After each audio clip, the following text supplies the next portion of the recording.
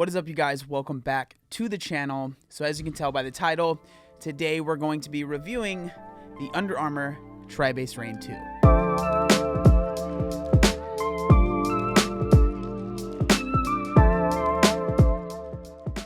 Just a little bit of a disclaimer, I did get these shoes from Under Armour. I did not pay for them. They are not going to see this video before it goes up. They have no say in what I'm going to be saying in the video, but they did invite me to their Under Armour Human Performance Summit this past week.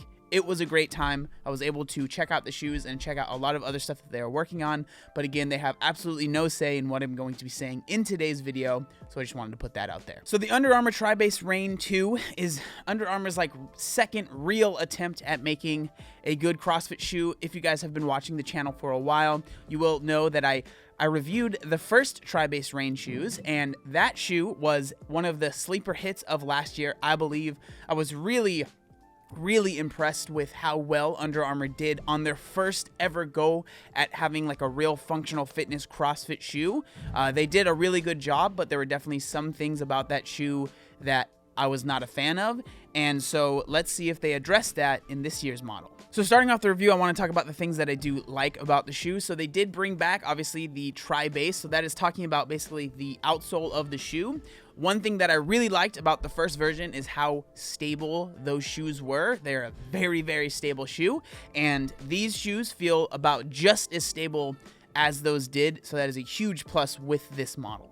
Another thing that I am very, very happy about, and this is just something that personally is a big deal to me, is the insole of this shoe is actually removable. It comes out.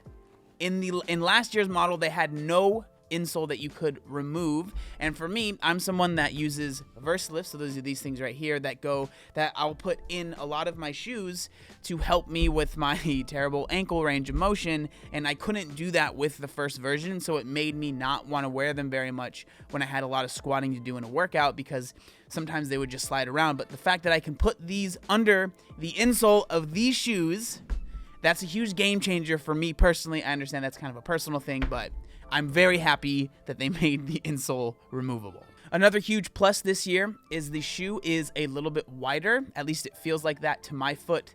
But I was really nervous because they are the one-piece construction, right? So it's one piece. There are laces, obviously, but it's one piece. It's not, you can't completely open the shoe up. And so with that, they have this knit upper right here that you can kind of stretch. Now, as you can see, this thing stretches like crazy. It is very stretchy. And so for me, I actually have really wide ankles. My foot is kind of wide, but my ankles I got some thick ankles, all right? And the fact that these are literally it's no problem. I can get my foot in that very easily with how much it stretches. That is a very big plus. And with that extra stretchiness, once you get your foot in there, it just clasps right down on your foot. So you feel like you have a really good lockdown feel. And for me, because of, how wide my ankle and foot is, I don't really need to tie these very tight for them to feel very secure. So that's another thing that I really like about this year's model. The overall comfort as well is better than last year's. You guys are going to notice that they just kind of improved on everything that was maybe a detriment to last year's model, because last year's model were not the most comfortable shoe. They were very minimal. There was no padding in the whole shoe. So this year there is quite a bit of padding around the ankle. There's actually a little bit of padding on the actual tongue. It's very minimal, but there's a little bit there. So these shoes just all in all are more comfortable to wear as well. And then another positive from last year's model is the heel counter and the whole heel area is raised. Before it was kind of a pretty short heel area, and sometimes you would deal with a little bit of slippage. This year, especially with the whole knit construction and having that heel counter is just a little bit bigger, you really feel like you're a lot more secure in this shoe. Now, when it comes to rope climbs, they were all right. They're not the best. I honestly think that maybe last year's were a little bit better because they had this huge block of rubber right here. But I do want to say that sliding down on the rope on these is quite nice. If you're somebody that is better at rope climbs than me and you're able to slide down the rope really easily, you might actually really like these. I think for me, I just need to get a little bit more used to maybe using these when I'm rope climbing. I'm not sure if these will be my rope climbing shoes. For me, I kind of usually choose a pair of shoes that I'm going to do a lot of rope climbs in, because no matter how durable a shoe is, if you're doing a ton of rope climbs in them, they're going to wear down, they're going to break down. So I try not to do rope climbs in every single pair of shoes that I have, but I did a few in these and they felt fine. It was a little bit hard to get the lock at first, but again, I think that with any new shoe, if you're not used to it, that's kind of a normal thing. But sliding down on the rope on these was actually really nice. The material that they use right here where the rope is usually rubbing, it's actually very slidey, and that is a technical term. Now, some of the bad things, or the things that maybe aren't going to be the best for some people, this shoe, like I said, it is wider than last year's model, but it is not a very wide shoe. I would say that it is wider than a Nike Metcon, but it is not as wide as a Nano. So it's kind of right there in the middle. What this shoe reminds me a lot of is maybe like the Flyknit Metcons, but just much more comfortable, because the Flyknits, as you have probably noticed, I've never done a review on them. I don't really wear them. I don't have any right now because they're just not comfortable for me, because the Flyknit is always just, it doesn't stretch enough, and when I try and get my foot in there, I might be able to get it in there, but then it feels like the shoe is just squeezing my foot and my ankle to death.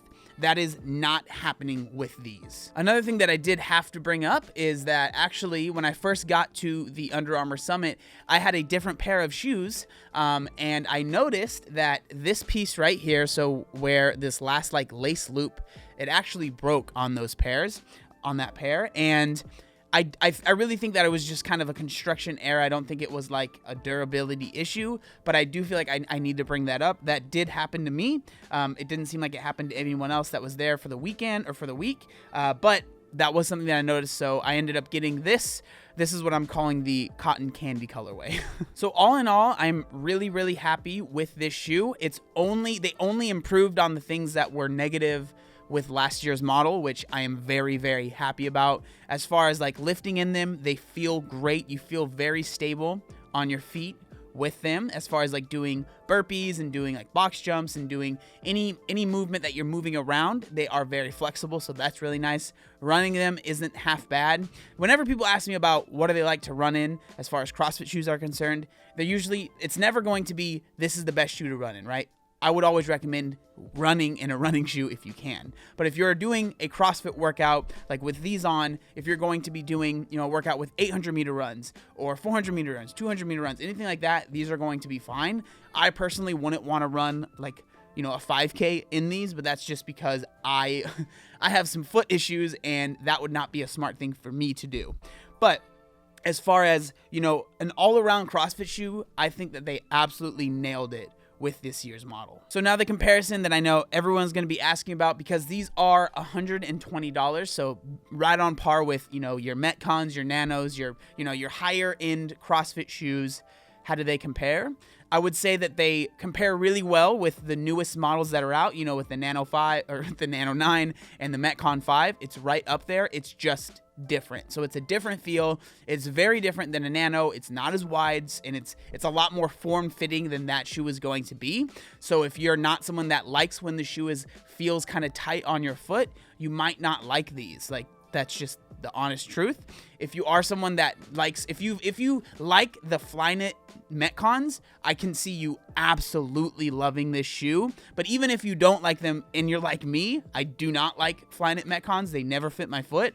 These still work for me too. So I would highly recommend trying to get these in person and try them on and see what you think, especially if you maybe tried last year's model and you weren't a huge fan of them, which I can understand because they're definitely not for everybody. You might like these a lot more. So there you guys go. Those are my thoughts on the Under Armour TriBase Rain 2. If you guys have any questions or anything like that, let me know down in the comment section down below. I'll try and answer everything that I can. I'm really excited for you guys to try these out. I think you're going to like them. I'm a huge fan of them. But thank you guys so much for watching the video, and I'll see you next time.